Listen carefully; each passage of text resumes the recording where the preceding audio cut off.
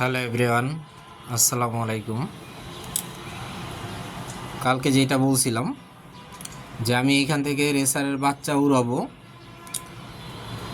এই যে চালটা দেখতে পাইতেছেন, মানে আমি এই অভ্যাসটা করবো, মানে কবুতর আইসা আমার উইরা নামবে হচ্ছে এই চাল টিনের উপরে, চালের উপরে। দেন ওইখান থেকে হচ্ছে আমি এই যে ফাঁকা দেখতে পাইতেছেন, এই ফাঁকাটা বড়, এই যে এই ফাঁকাটা বড়, এই ফাঁকাটা বড়,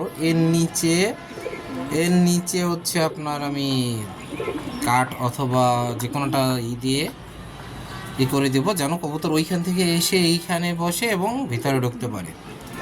এটা হচ্ছে মেইন। দোয়া করবেন আমার রেসারের বাচ্চা যেন খুব শীঘ্রই ওরা ডিম বাচ্চা করে। এবং সবার জন্য মজার একটা নিউজ আছে, খুশির নিউজ। সেটা হচ্ছে আমার এই কবুতর জোড়ার বেবি হয়েছে, বাচ্চা ফুটছে, 2টা বাচ্চাই ফুটছে মাশাল্লাহ।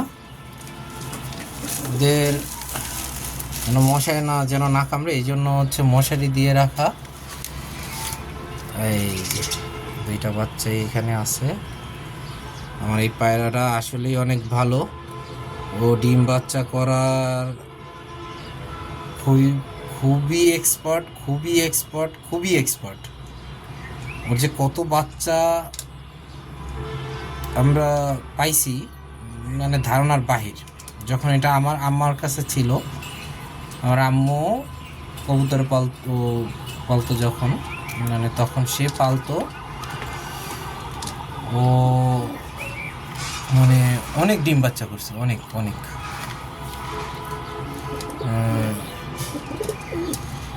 মাশাল্লাহ মাশাল্লাহ মাশাল্লাহ মাশাল্লাহ। দোয়া করবেন আমার বাচ্চা জোড়া যেন সুন্দরভাবে বড় হয়।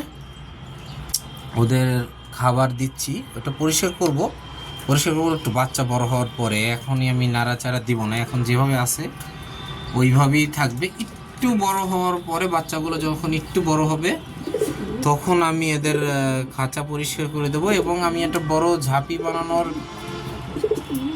চেষ্টা করতেছি, যেন কবুতরগুলো ভালো স্পেস পায়। আমার মতে আরও স্পেস দেওয়া দরকার এদের। যেমন এই কবুতর জোড়া মোটামুটি স্পেস আছে, কিন্তু এর থেকেও আর একটু স্পেস দরকার।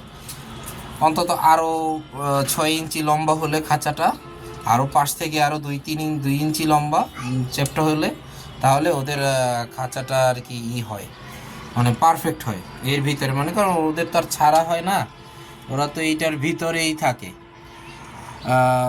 খাবার হিসেবে আমি ওদের মিক্স খাবার দিচ্ছি, আর সাথে হচ্ছে ভুট্টার যে গুঁড়াটা আছে, যেহেতু বাচ্চা হইছে, ছোট বাচ্চা, সেহেতু ভুট্টার গুঁড়া দিচ্ছি।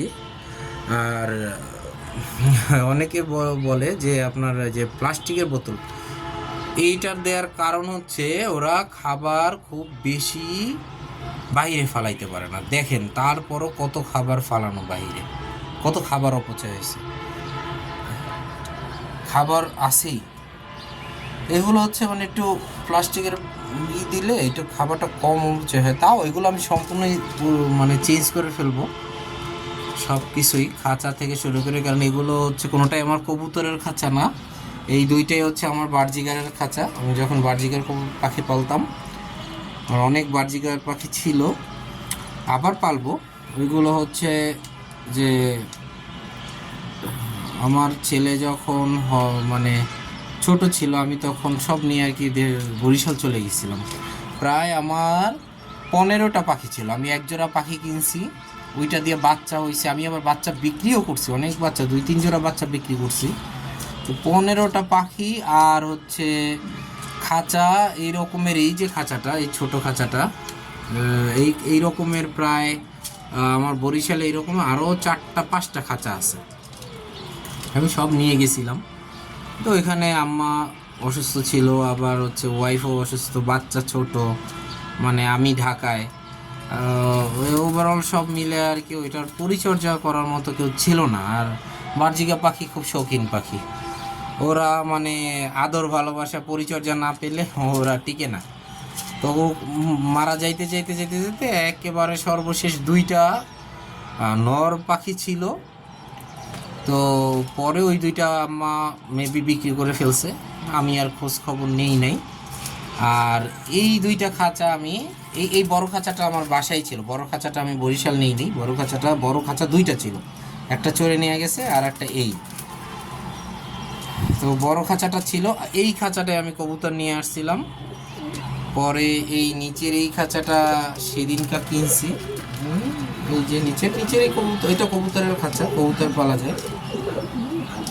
আমি এইখানে সম্পূর্ণভাবে এইখানে একটা যেহেতু আমার প্ল্যানিং হচ্ছে আমি রেসার কবুতরের পরিমাণ বাড়াবো, মানে গিরিবাজ থাকবে আমার আমার যেগুলো আমার পুরনো কবুতর থাকবে, বাট আমি রেসারের পরিমাণটা বাড়াবো, মানে বাচ্চা হলে রেসারের বাচ্চাগুলো রাখবো, রেসারের বাচ্চাগুলো উড়াবো। মানে এখান থেকে রেস ওইভাবে তো আর আমি রেস খেলতে পারবো না, তারপরেও মানে আমার শখ কবুতর উড়ানো। আর গিরিবাজের বাচ্চাও উড়ানো যাবে, গিরিবাজের বাচ্চাও আমি এখান থেকে উড়াইতে পারবো, কিন্তু আমি চাচ্ছি রেসারের বাচ্চা উড়াইতে বেশি। কারণ এইখানে একটু খেয়াল করলে সবাই দেখবেন যে এই এরিয়ার সম্পূর্ণ এরিয়াটা হচ্ছে আপনার সবাই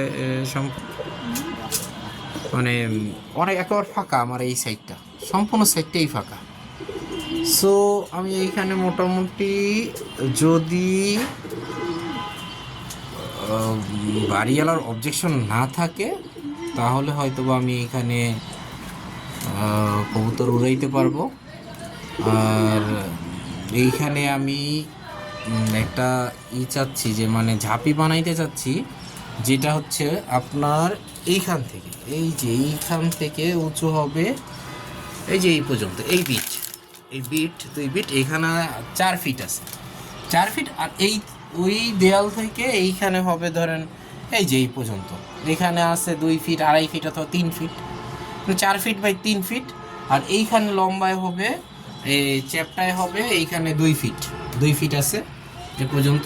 মানে এইখানে সেট আপটা করতে চাচ্ছি আমি এই পর্যন্ত, যে এখানে হচ্ছে 3টা থাক হবে, 3 থাকে কবুতর থাকবে, 2 থাক থাকবে আমার ব্রিডিংয়ের জন্য, আর নিচের থাকটা রাখবো হচ্ছে শুধু বেবিদের জন্য।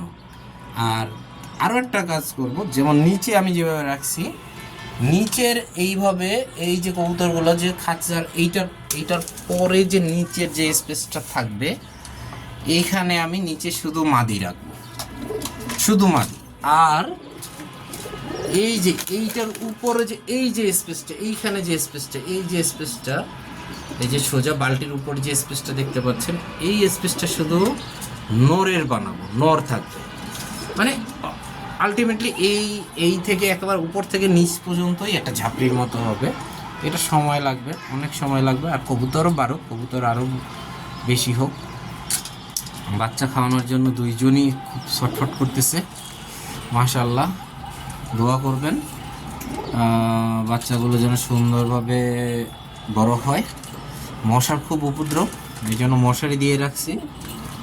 আরও একটা মশারি, নতুন মশারি কিনে নিয়ে আসবো, আরও একটা মশারি আনবো। আর প্রবলেম হচ্ছে আমার এই কবুতর জোড়া ডিম পারতেছে না,